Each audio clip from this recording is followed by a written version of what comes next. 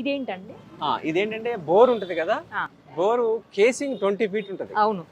ప్రతి మీద లోపల కొంతమంది 50 feet కూడా వేస్తున్నారు. వేస్తారు, అంటే సాయిల్ కండిషన్ బట్టి వేస్తారు. లోపలంతా ఓపెన్ ఉంటుంది. అవును. ఇది ఒక 20 feet కేసింగ్ లో ఎండిపోయిన బోరు ఉందనుకోండి, పొలాల్లో అయినా కాలనీలో అయినా ఇంటి దగ్గర అయినా, మళ్ళీ డబ్బులుంటే ఏం చేస్తున్నారు, నీళ్లు పోయినని లోతుకి వెళ్తున్నారు. అవును. అలా వెళ్లకుండా ఆ బోరు ఏదైతే ఉందో అది సమ్మర్ లో 1 month ఎండిపోతుంది. కొన్ని చోట్ల 2 months ప్రాంతాన్ని బట్టి ఎండిపోతే మళ్ళీ 10 months వస్తుంది. కొన్ని చోట్ల కంప్లీట్ డెడ్ అయిపోతాయి. ఇలా రకరకాల ప్రాంతాల్లో ఉన్నాయి సమస్యలు. ఇదేం చేయాలంటే మనం ఎండిపోయిన బోరు, డెడ్ బోర్కి ఇంకా ఎలాగో డెడ్ అయిపోయింది కాబట్టి దాన్ని కేంద్రంగా తీసుకుని తవ్వాలి చుట్టూతా. ఓకే. తవ్వి ఇది 8 feet తవ్వుతాం. తవ్వి దీన్ని సెంటర్ చేసుకుంటాం. ఓకే. ఇటు 4 అడుగులు, ఇటు 4, అటు 4, ఇటు 4 చేసుకుని దీంట్లో ఇక్కడ హోల్స్ కనబడుతుంది చూసారా, ఇది 12 mm అంటారు దీన్ని.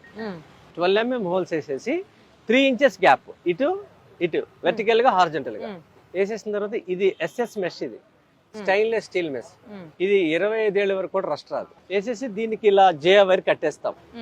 ఇది 8 అడుగుల్లో పైకి ఇది 5-6 అడుగుల వరకు కింద నుంచి బాటమ్ నుంచి దీన్ని హోల్స్ వేసుకొచ్చిన తర్వాత పెట్టేస్తే దీంట్లో మళ్ళీ సేమ్ యాజ్ ఇట్ ఈస్ గా పెద్ద రాళ్ళు, చిన్న రాళ్ళు ఇవన్నీ 75% ఫిల్లింగ్ చేస్తాం. ఇక మళ్ళీ టెర్రస్ నుంచి వాటర్ కనెక్షన్ దీనికి ఇస్తాం.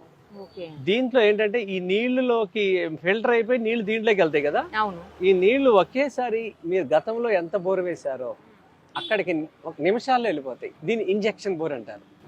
దీనివల్ల ఏంటంటే మీకు ఎంత పెద్ద ప్రవాహమైన 10 ఇళ్లలో నీళ్లు కూడా తీసేసుకుంటది. హార్వెస్ట్ ఫీడింగ్ అలా కాదు, ఒక ఇంట్లో నీళ్ళే తీసుకుంటుంది. ఇది 10 ఇళ్లలో నీళ్లు తీసుకుంటుంది గ్రౌండ్, ఎందుకంటే నీళ్ళు లోపలికి వెళ్ళిపోతున్నాయి కదా, అక్కడికి వెళ్తున్నప్పుడు ఇలా స్ప్రెడ్ అవుతుంది. ఇంకా ఏం చేయొచ్చు, డబ్బులు ఉన్నాయి గేటెడ్ కమ్యూనిటీ వాళ్ళకి, నీళ్లు కొరత చాలా ఉంది అన్నప్పుడు దీంట్లో ఏం చేయాలంటే దీన్ని 20x20 తయారు చేయాలి.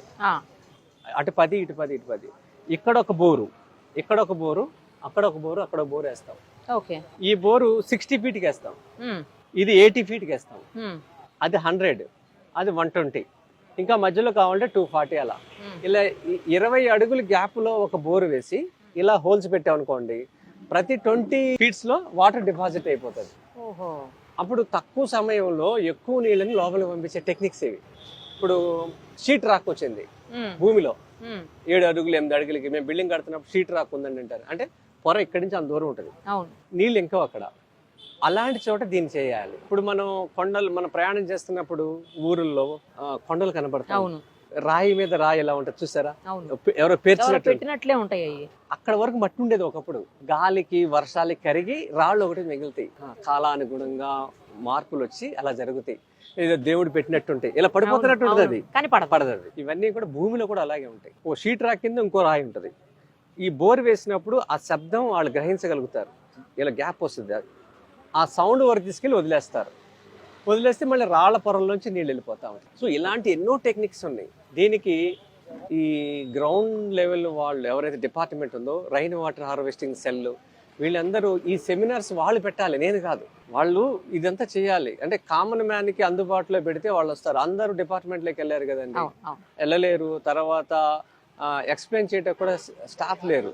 వాలంటీర్స్ని పిలుచుకుని ఇలా చేశారనుకోండి, బెంగళూరు లాంటి పరిస్థితి మనకి రాదు. ఇప్పుడు చెన్నైలో చూడండి, బిఫోర్ లాస్ట్ ఇయర్ వాళ్ళు ఏం చేస్తారంటే కేజీ ఇడ్లీ పిండి కొంటే ఒక బకెట్ వాటర్ ఫ్రీ అని రాశారు, పిండి కొంటే వాళ్ళ దగ్గర.